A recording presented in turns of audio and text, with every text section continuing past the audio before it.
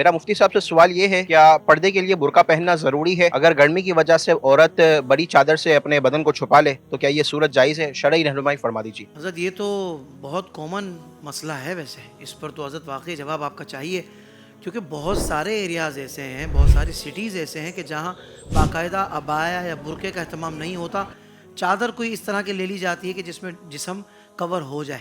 تو کیا شریعت کیا رہنمائی کرتی ہے؟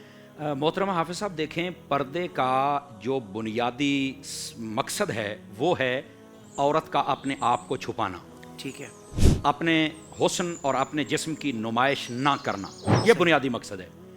برقعے سے کرے اپنے آپ کا پردہ تب بھی ٹھیک ہے، چادر سے کرے تب بھی ٹھیک ہے۔ فی زمانہ جو برقعے چل رہے ہیں، علماء فرماتے ہیں وہ زیادہ ٹائٹ بھی نہیں ہونا چاہیے، باریک بھی نہیں ہونا چاہیے، اور اتنا اس پر کام بھی نہیں ہونا چاہیے کہ لوگ دیکھنے پر مجبور ہو جائیں۔ اللہ اکبر، سادہ ہونا چاہیے، پہلی بات یہ ہے۔ دوسری بات یہ ہے، قرون اولیٰ میں دیکھیں تب تو برقع ہوتا ہی نہیں تھا، تب تو تھی چادر۔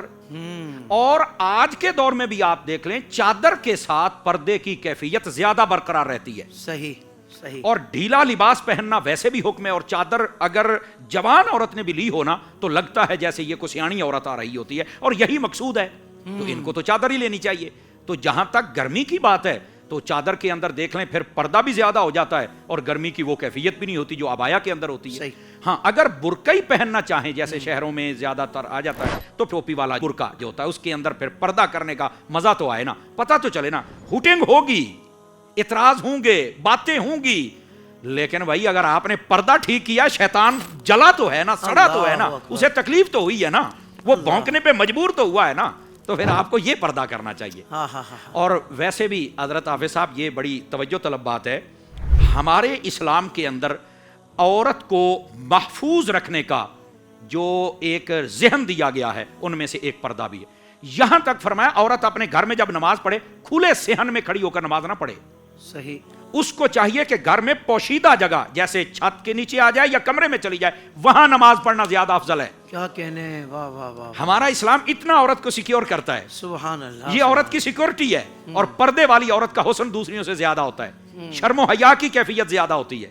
لیکن بعض لوگ کہتے ہیں ہمیں گھٹن ہوتی ہے، تو میں نے کہا مرنے کے بعد بھی اسلام جب تمہیں کفن دیتا ہے نا، عورت کے لیے 5 کپڑے ہیں، مرد کے لیے 3 کپڑے ہیں، تو جو مرنے کے بعد بھی تمہیں ڈبل پردہ کرواتا ہے، تمہیں سمجھ جانا چاہیے کہ ہم پردے میں رہنے والی چیز ہے، ہمیں پردے میں ہی رہنا چاہیے۔ صحیح، اللہ ہمیں عمل کی توفیق عطا فرمائے۔ اس کا مطلب یہ ہوا کہ اصل چیز ہے نتیجہ، کہ شرم و حیا کی حفاظت کرنی ہے۔ اگر وہ عبایا سے آپ سمجھتے ہیں کہ اچھی ہو رہی تو عبایا پہن سکتے ہیں، اور آپ سمجھتے ہیں کہ چادر ایسی چادر ہے کہ اس سے پردہ اچھا ہو سکتا ہے تو چادر پہن سکتے ہیں۔ سبحان اللہ مفتی صاحب، کیا انداز ہے، اللہ پاک آپ کو جزائے خیر عطا فرمائے۔